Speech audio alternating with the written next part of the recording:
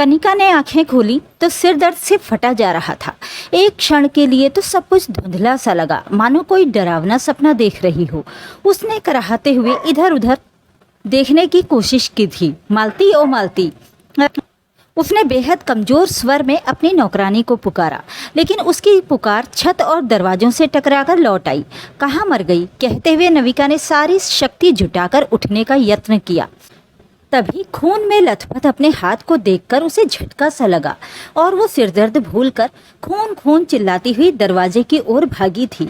नविका की चीख सुनकर पड़ोस के दरवाजे खुलने लगे और पड़ोसिने नेहा और रीना दौड़ी दौड़ी आईं। क्या हुआ नविका, दोनों ने एक स्वर में पूछा। खून में लथपथ नविका को देखते ही उनके रोंगटे खड़े हो गए थे। नविका अधिक देर खड़ी न रह सकी, वो दरवाजे के पास ही बेसुध होकर गिर पड़ी। तब तक वहां अच्छी खासी भीड़ जमा हो गई थी। नेहा और रीना बड़ी कठिनाई से नविका को उठाकर घर के अंदर ले गईं। वहां का दृश्य देखकर वे भय से कांप उठी। दीवान पूरी तरह खून से लथपथ था। नविका के सिर पर गहरा घाव था। किसी भारी चीज से उसके सिर पर प्रहार किया गया था। रीना ने भी मालती को पुकारा था, पर कोई जवाब न पाकर वो स्वयं ही रसोई घर से थोड़ा पानी ले आई थी और उसे होश में लाने का यत्न करने लगी। नेहा ने तुरंत नविका के पति रोहित को फोन पर सूचित किया था।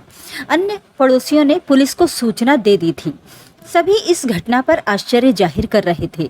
बड़ी सी 5 मंजिला इमारत में 30 से अधिक फ्लैट थे। मुख्य द्वार पर 2 चौकीदार दिन रात उस अपार्टमेंट की रखवाली करते थे। नीचे ही उनके रहने का इंतजाम भी था। इस साई रेजिडेंसी के ज्यादातर निवासी वहां लंबे समय से रह रहे थे और इमारत को पूरी तरह सुरक्षित समझते थे। इसलिए इस प्रकार की घटना से सभी का भयभीत होना स्वाभाविक था। आनंद फानंद में रोहित आ गया। उसका ऑफिस ज्यादा दूर नहीं था, पर आज ऑफिस से फ्लैट तक पहुंचने का 15 मिनट का समय उसे एक युग से भी लंबा प्रतीत हुआ था। अपने घर का दृश्य देखते ही रोहित के हाथों के तोते उड़ गए। घर का सामान बुरी तरह बिखरा हुआ था। लोहे की अलमारी का सेफ खुला पड़ा था और सामान गायब था। मालती, मालती, रोहित ने भी घर में घुसते ही उसे पुकारा था, पर उसे ना पाकर एक झटका सा लगा। उस भरोसे को जो उन्होंने मालती को लेकर बना रखा था।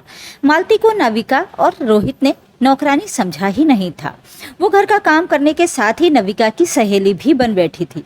रोहित का पूरा दिन तो दफ्तर में बीतता था। घर लौटने में रात के 9-10 भी बज जाते थे। रोहित एक सॉफ्टवेयर कंपनी में ऊंचे पद पर था। वैसे भी काम में जुटे होने पर उसे समय का होश कहाँ रहता था। नविका से रोहित की शादी हुए मात्र 10 माह हुए थे। नविका एक संपन्न परिवार की 2 बेटियों में से सबसे छोटी थी। पिता बड़े व्यापारी थे, अतः जीवन सुख सुविधाओं में बीता था। माता पिता ने भी नविका और उसकी बहन चारुल पर जी भरकर प्यार लुटाया था। अभाव किस चिड़िया का नाम है, ये तो उन्होंने जाना ही नहीं था। रोहित का परिवार अधिक संपन्न नहीं था, पर उसके पिता ने बच्चों की शिक्षा में कोई कोर कसर नहीं उठा रखी थी। शादी में नविका के परिवार द्वारा किए गए खर्च को देखकर रोहित हैरान रह गया था। 4-5 दिनों तक शादी का उत्सव चला था।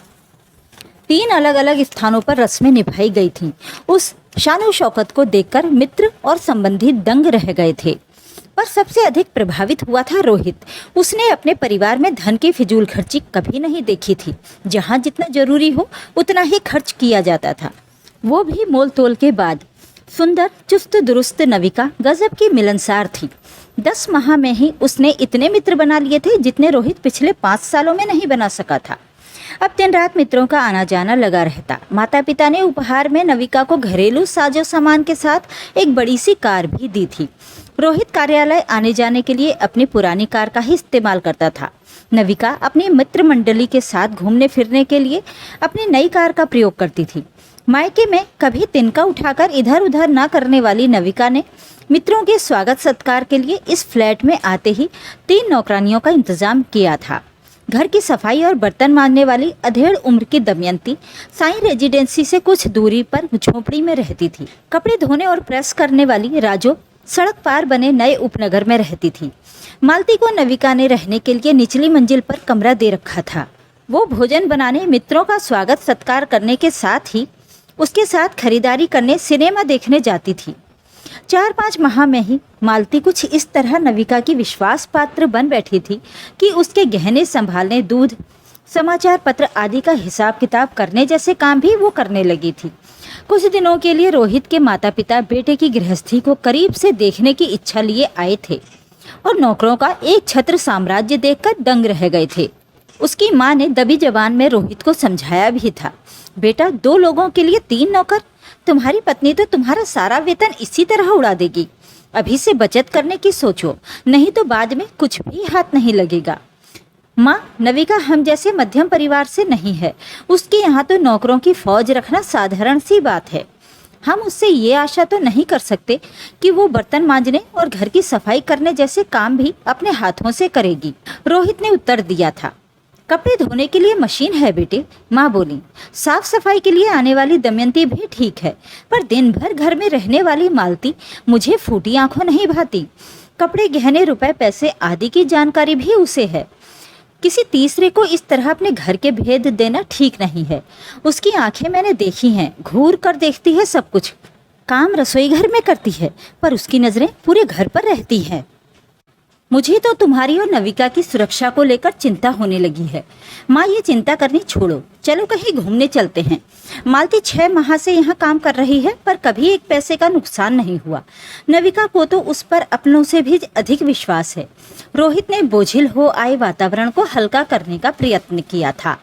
रहने भी दो, अब बच्चे बड़े हो गए हैं, अपना भला बुरा समझते हैं।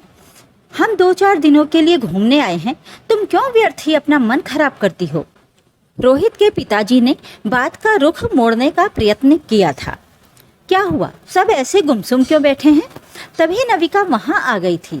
कुछ नहीं, माँ को कुछ पुरानी बातें याद आ गई थी।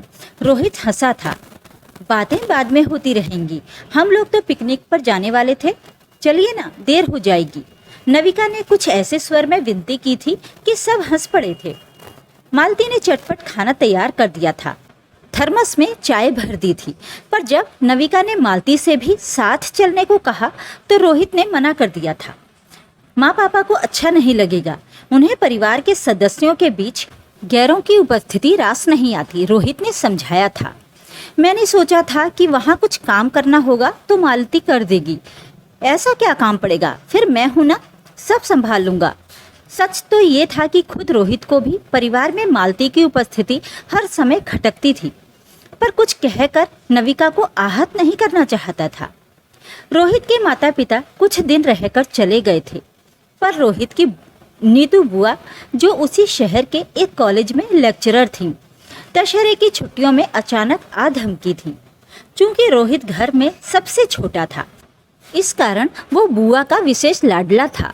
नविका से बुआ की खूब पटती थी, पर मालती को करता धरता बनी देख वो एक दिन चाय पीते ही बोल पड़ी थी, नविका, नौकरों से इतना घुलना मिलना ठीक नहीं है। तुम्हें शायद ये पता नहीं है कि तुम अपनी सुरक्षा को किस तरह खतरे में डाल रही हो। आजकल का समय बड़ा ही कठिन है, हम किसी पर विश्वास कर ही नहीं सकते। मैं जानती हूँ बुआ जी, इसीलिए तो मैंने किसी पुरुष को काम पर नहीं रखा। मैं अपनी कार के लिए एक चालक रखना चाहती थी। अधिक भीड़ भाड़ में कार चलाने से बड़ी थकान हो जाती है, पर देखिए हम दोनों खुद ही अपनी कार चलाते हैं। नीतू बुआ चुप रह गई थी। वो शायद बताना चाहती थी कि पुरुष हो या स्त्री, कोई भी विश्वास के योग्य नहीं है। फिर भी उन्होंने नविका से यह आश्वासन जरूर ले लिया कि भविष्य में वो रुपए पैसे गहनों से मालती को दूर ही रखेगी। नविका ने नीतू बुआ का मन रखने के लिए उन्हें आश्वस्त कर दिया, पर उसे मालती पर अविश्वास करने का कारण समझ में नहीं आता था। उसके अधिकतर पड़ोसी एक झाड़ू बर्तन वाली से काम चलाते थे, लेकिन वो सोचती थी कि उसका स्तर उन सबसे ऊंचा है। रोहित ने सबसे पहले नविका को पास के नर्सिंग होम में भर्ती कराया। सिर पर घाव होने के कारण वहाँ टाँके लगाए गए थे।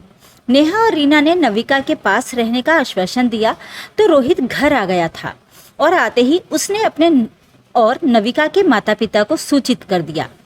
रोहित ने नीतू बुआ को भी सूचित कर दिया। बुआ नज़दीक थी और वो अच्छी तरह से जानता था कि उस पर आई इस आफत को सुनते ही बुआ दौड़ी चली आएंगी। प्रथम सूचना रिपोर्ट लिखाकर रोहित दोबारा नर्सिंग होम चला गया था। सिर में टाँके लगाने के लिए नविका के एक ओर के बाल साफ कर दिए गए थे। हाथ में पट्टी बंधी थी, पर वो पहले से ठीक लग रही थी। रोहित मेरे कपड़े बदलवा दो, मालती से कहना अलमारी से धुले कपड़े निकाल कर दे देगी। नविका थके स्वर में बोली थी। नाम मत लेना उस नमक हराम का, कहीं पता नहीं उसका। तुम्हें अब भी ये समझ में नहीं आया कि तुम्हारी ये दशा मालती ने ही की है। रोहित गुस्सा हो उठा था। क्या कह रहे हो? मालती ऐसा नहीं कर सकती। याद करने की कोशिश करो, क्या हुआ था तुम्हारे साथ। पुलिस तुम्हारा बयान लेने आने वाली है। नविका ने आंखें मूंद ली थीं। देर तक आंसू बहते रहे थे। फिर वो अचानक उठ बैठी थी। मुझे कुछ याद आ रहा है। मैं आज मालती के साथ बैंक गई थी, 50,000 रुपये निकलवाए थे। घर आकर मालती खाना बनाने लगी थी। मैंने उससे एक प्याली चाय बनाने के लिए कहा। चाय पीने के बाद क्या हुआ मुझे कुछ पता नहीं। नविका सुबकने लगी थी। 2 दिन बाद तुम्हारे जन्मदिन पर मैं तुम्हें उपहार देना चाहती थी। तभी नीतू बुआ आ पहुंची थी। उनके गले लगकर नविका फूट फूट कर रोई थी। देखो बुआ जी, क्या हो गया। मैंने मालती पर अपनों से भी अधिक विश्वास किया, सभी सुख सुविधाएं दी। उसने मुझे उसका ये प्रतिदान दिया है। नविका बिलख रही थी। नीतू बुआ चुप रह गईं। वो जानती थी कि कभी कभी मौन शब्दों से भी अधिक मुखर हो उठता है। वो ये भी जानती थी कि बहुत कम लोग दूसरों को ठोकर खाते देखकर संभलते हैं। अधिकतर को तो खुद ठोकर खाकर ही अकल आती है। मालती 50,000 रुपये के साथ ही घर में रखे नविका के गहने कपड़े भी ले गई थी। लगभग 5 माह बाद वो अपने 2 साथियों के साथ पकड़ी गई थी और तभी नविका को पता चला कि वो पहले भी ऐसे अपराधों के लिए सजा काट चुकी थी। सुनकर नविका की रूह कांप गई थी। रोहित, माँ बाप तथा घर के अन्य सभी सदस्यों ने उसे समझाया था कि भाग्यशाली हो जो तुम्हारी जान बच गई, नहीं तो ऐसे अपराधियों का क्या भरोसा। इस घटना को 5 वर्ष बीत चुके हैं। फैशन डिजाइनर नविका का अपना बुटीक है, पर पति 3 वर्षीय बंटी और बुटीक सब कुछ नविका खुद संभालती है। दमयंती अब भी उसका हाथ बटाती है, पर सब पर अविश्वास करना और अपना काम खुद करना सीख लिया है नविका ने।